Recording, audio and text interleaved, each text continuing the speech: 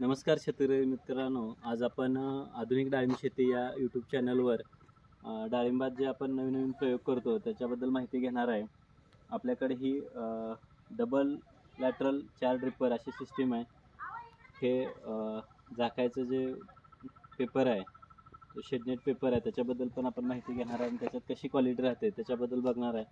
आपण स्लरीमध्ये biogas slurry, ABS slurry आणि आपण आतापर्यंत फक्त डबल लॅटरल सिस्टीम बघितली असेल. आपण डबल लॅटरल सिस्टीम ह्यावेळेस इंडिव्हिज्युअल कसे ऑपरेट करायचे आणि प्रत्येक एका झाडाच्या ड्रिपरला एका साईडला बायो फर्टिलायझर कसं द्यायचं, दुसऱ्या साईडला केमिकल फर्टिलायझर कसं द्यायचं हे आज आपण बघणार आहे. यामध्ये हा एका झाडाला आपण 4 ड्रिपर आहेत, रिव्हलिस कंपनीचे लॅटरल आणि ड्रिपर आहेत. ड्रिपरमध्ये पण 2 प्रकार येतात, एक PC आणि एक नॉन PC. PC ड्रिपरचं वैशिष्ट्य असं आहे की आपण प्रेशर जरी कमी जास्त झाला तरी त्याचा काही डिस्चार्ज, आता हा ड्रिपरचा डिस्चार्ज आहे आपल्या 8 लिटर, तर तो एका तासाला 8 लिटर इतकाच डिस्चार्ज देणार. नॉन PC ड्रिपर असेल तर प्रेशर जसं कमी जास्त होईल तसं त्याचा डिस्चार्ज कमी जास्त होईल. म्हणजे तो 6 लिटर प्रेशर कमी झालं तर 8 लिटरच्या ऐवजी 6 लिटर देईल आणि प्रेशर वाढलं तर 8 लिटरचं 12 लिटर पण देईल.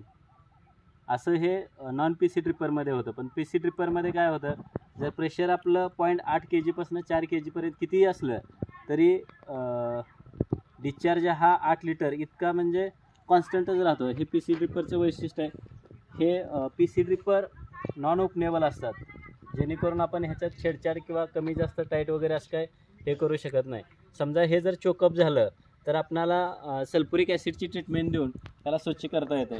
आता हे आपण स्पेसिफिक डाळिंबासाठी बघणार आहे की 4 ड्रिपरचा फायदा कसा होतोय. तर आपण एका दिवसाला समजा 1 दिवसाला पाणी देतोय झाडाला, तर ही झाडाची आपण आता असं गृहीत धरूया की ही झाडाची आपल्या उजवी साईड आणि ही डावी साईड आहे.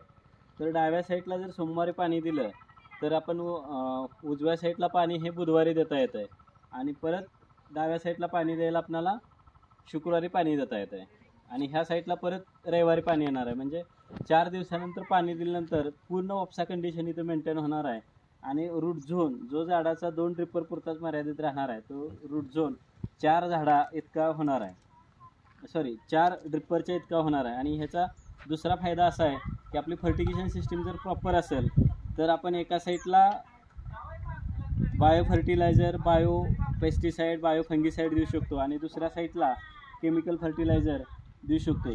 किंवा आपण जर ॲट ए टाईम केमिकल फर्टिलायझरच देत असेल तर एका साईडला फॉस्फेटयुक्त फर्टिलायझर आणि दुसऱ्या साईडला कॅल्शियमयुक्त किंवा सल्फेटयुक्त फर्टिलायझर देऊ शकतो, जेणेकरून जमिनीत जे फिक्सेशनचा प्रॉब्लेम येतो आहे तो येणार नाही.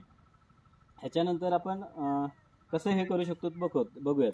जर एखादं केमिकल फर्टिलायझर आपण ह्या लाईनच्या ह्याला समजा आपण बुधवारी दिलं तर ह्या साईडच्या आपल्या ह्याला लॅटरलला आपण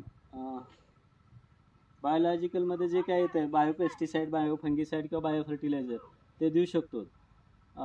डाळिंबात आपण आता ABS स्लरी वापरतो, नंतर त्याच्यानंतर रेग्युलर जीवामृत फिल्टर करून वापरतो, EM सोल्युशन आपण बनवून वापरतो. तर हे जे काय केमिकल आणि बायोचं जे मॅनेजमेंट व्हायला पाहिजे ते double lateral with double fertigation system असेल तर व्यवस्थितरित्या होत आहे. आपण आता हा प्लॉट बघू शकतो, एकूण हार्वेस्टिंगला आला, अजून जवळपास 20 दिवस बाकी आहेत ह्या प्लॉटला हार्वेस्टिंग व्हायला.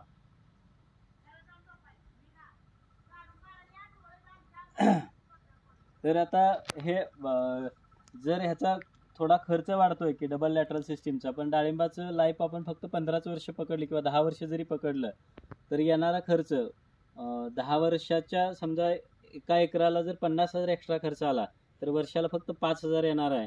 आणि डाळिंबात जे शेतकरी काम करतात त्यांना माहिती आहे की एका स्प्रेचा खर्च आज 2,000 पासून 5,000 इतका येतोय.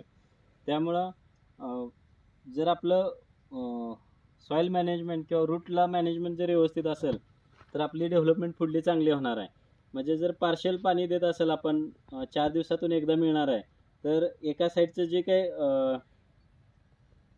रूट झोन आहे त्याला जे काय बॅक्टेरिया वाढायचा प्रॉब्लेम होतो किंवा निमॅटोड जास्त पाणी साचून राहून उपसा कंडिशन न येण्यामुळे जे काही प्रॉब्लेम होत आहेत ते बऱ्यापैकी ह्या आपल्या जे काही प्लॉट आहे ह्या प्लॉटमध्ये आपण ते कमी करू शकतो.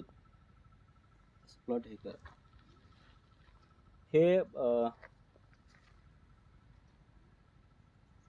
हे शेड नेट आहे. हे डाळिंबाचे जे काही सनबर्निंगचे इश्यू येतात त्याच्यासाठी कवरिंगसाठी वापरलं आहे आणि याच्यानं आपल्याला डाळिंबाची शायनिंग वगैरे चांगली मिळते. आपण आता लॅटरल सिस्टीमबद्दल माहिती घेतलीत, ही इंडिव्हिज्युअल ऑपरेट करता येते वगैरे हे माहिती घेतलं.